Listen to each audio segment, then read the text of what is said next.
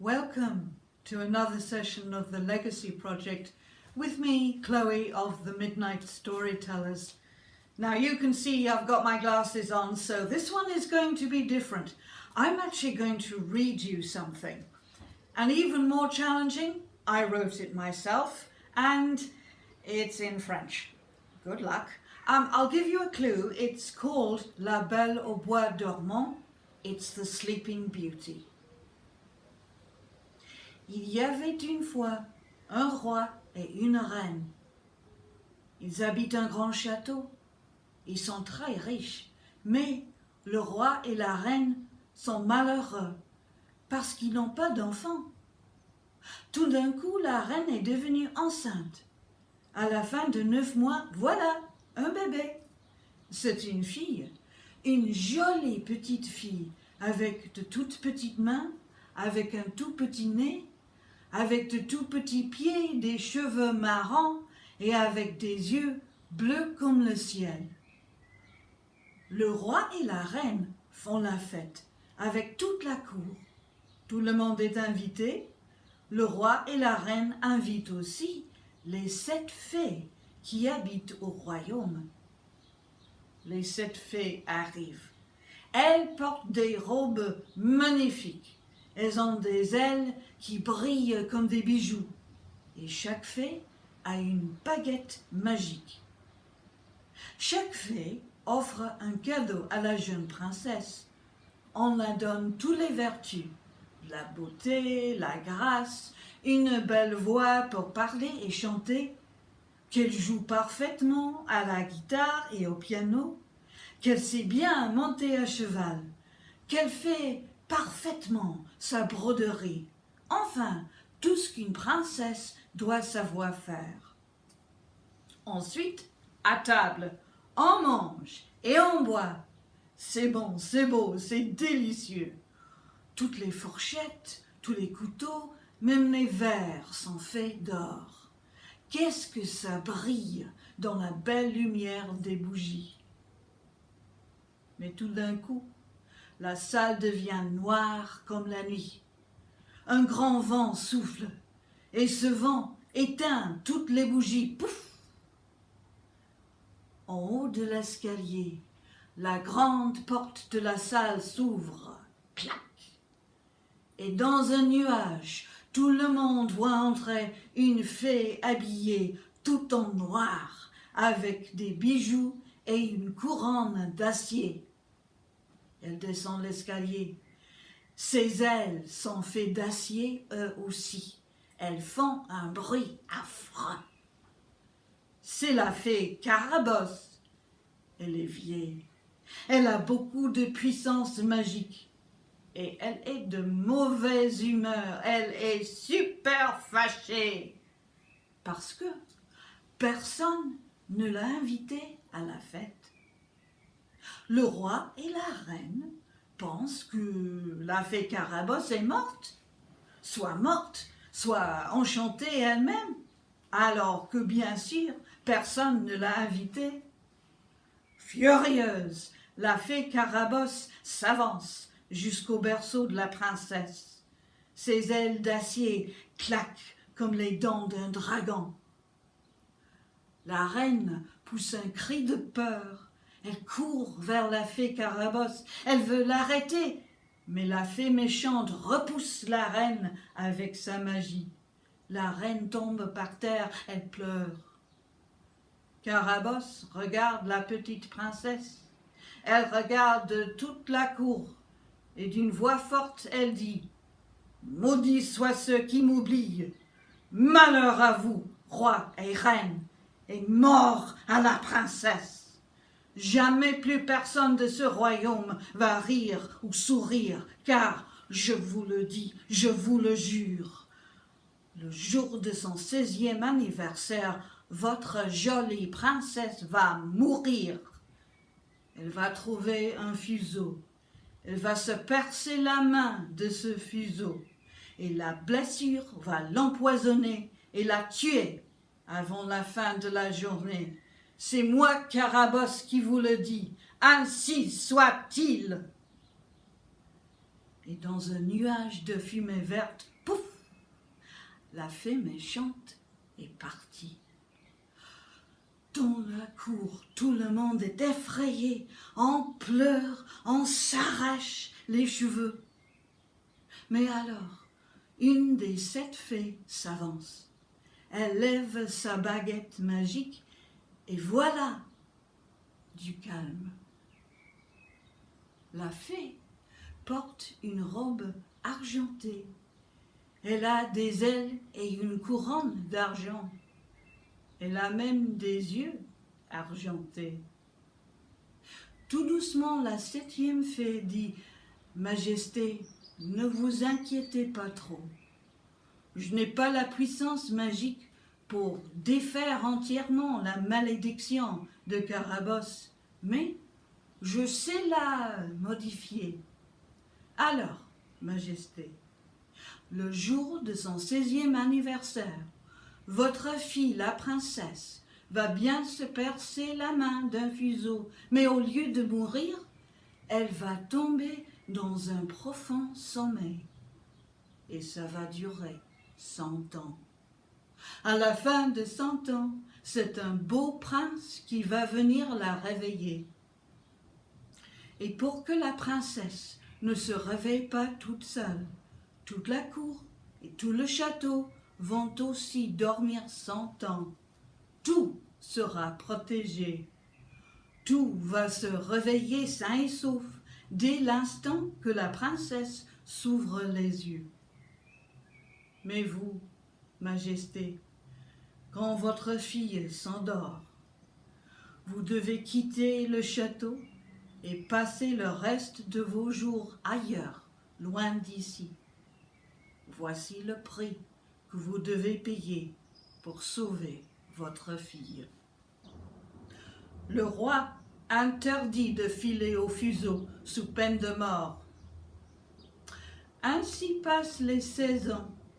La princesse est jolie, elle est gentille, elle est sympa. Elle aime bien se promener à la campagne et dans le château. Le jour de la 16e anniversaire de la princesse, il fait beau. Personne ne pense plus à la malédiction de Carabosse. Surtout, la princesse pense seulement à sa fête et aux cadeaux. Elle se promène dans le château. Elle cherche sa bonne. Elle veut sa nouvelle robe de fête. La princesse ne trouve personne et elle est presque de mauvaise humeur. Tout d'un coup, au fond d'un couloir, une petite porte s'ouvre. Voilà une chambre que la princesse ne reconnaît pas. Et là, dans la chambre, il y a une vieille femme. La vieille s'occupe d'une chose, une machine que la princesse ne reconnaît pas. Alors la princesse entre dans la chambre. Le soleil brille fort par la petite fenêtre, mais les coins et le plafond sont ombreux et pleins de toiles d'araignée. « Bonjour, grand-mère, » dit la princesse. « Bonjour, bel enfant, » répond la vieille. Elle sourit. Elle n'a pas de dents. La princesse regarde le fuseau. « Oh, qu'est-ce que c'est? Que faites-vous ?»« Eh bien, ma belle, c'est un fuseau. Je file. Il faut filer le lin ou le coton, ou bien le satin, pour faire le tissu de vos belles robes. Tenez, ma belle, venez voir. » Apparemment, la vieille ne sait rien de l'interdiction du roi. « Oh, qu'est-ce que c'est joli !» dit la princesse. « Faites voir. » Et elle met la main sur le fuseau. « Aïe, ça fait mal, ça me pique. Tiens, grand-mère, oh grand-mère, je ne me sens pas bien. Je me sens fatiguée. » La princesse tombe par terre. La vieille sourit, un sourire méchant, et elle disparaît dans un nuage de fumée verte. La princesse commence à ronfler.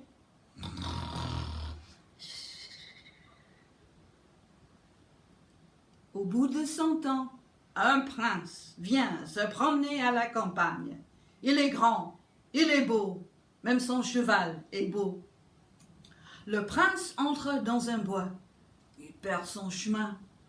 Au coucher du soleil, parmi les arbres, le prince se trouve devant une grande haie. Partout, il y a des épines affreuses. Le prince voit des squelettes, il voit des épées et même les restes d'un cheval, tous morts en essayant de traverser la haie d'épines. Le prince se souvient d'une vieille histoire. Il a entendu parler d'un ancien château caché, oublié, derrière une grande haie d'épines affreuses. Et dans ce château, dit l'histoire, se trouve une belle princesse endormie depuis 100 ans que seulement un prince peut réveiller avec un bisou. Alors, le prince tire son épée et se prépare à attaquer la haie. Il a très envie de voir la belle au bois dormant. Les oiseaux chantent, les étoiles sont au ciel, et le prince s'étonne de voir les épines affreuses qui s'écartent devant lui. Le cheval du prince a trop peur, il ne peut plus continuer. Donc, le prince marche à pied jusqu'à la grande porte du château. La porte s'ouvre avec des grincements horribles. Le prince entre dans la cour du château. Il s'effraie parce qu'il voit partout des morts. Mais au bout de quelques instants, le prince voit que personne n'est mort. Partout, dans le jardin, dans la cour, sur l'escalier, dans la grande salle, il y a du monde qui dort et qui ronfle de leur mieux. Il y a des soldats, il y a des gentilshommes et dames de la cour royale. Les uns dorment par terre, les autres dorment assis. Sur le toit dorment des pigeons. Il y a un chien étendu par terre, comme s'il court toujours. Il a la bouche ouverte.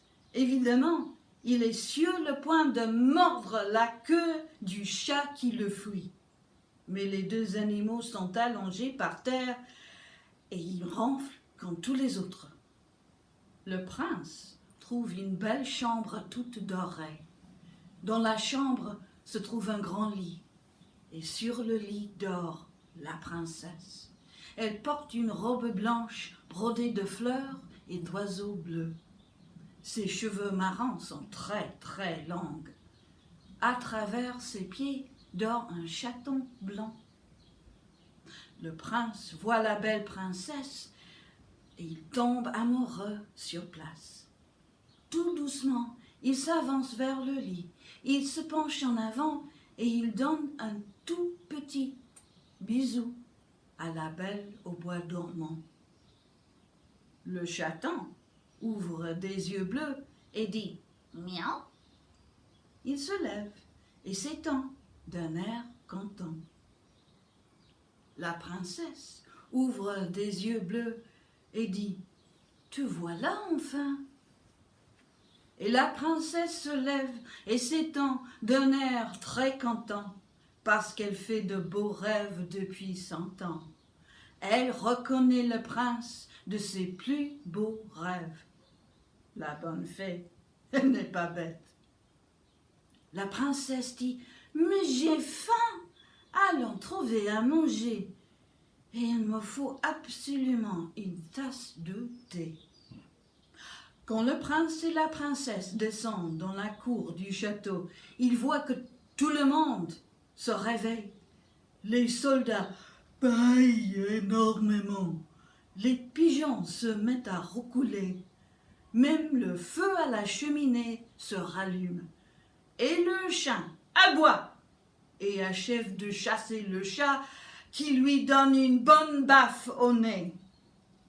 Partout dans le château, on allume les bougies. Heureusement, il y a très peu de poussière ni de toile d'araignée grâce au charme protecteur de la bonne fée. Alors, on fait la fête de mariage la nuit même. La viande, le pain, le vin, les légumes et la soupe sont toujours bons, grâce encore à la bonne fée.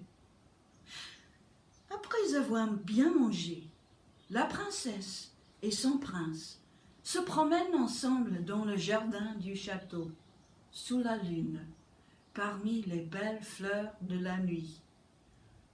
Le prince est beaucoup trop amoureux pour dormir, et la princesse n'en a vraiment pas besoin.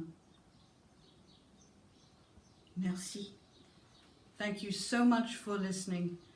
And if you like what you've heard, please give it a like, and perhaps you might even subscribe and tell your friends to come and watch more of the Legacy Project at Midnight Storytellers UK.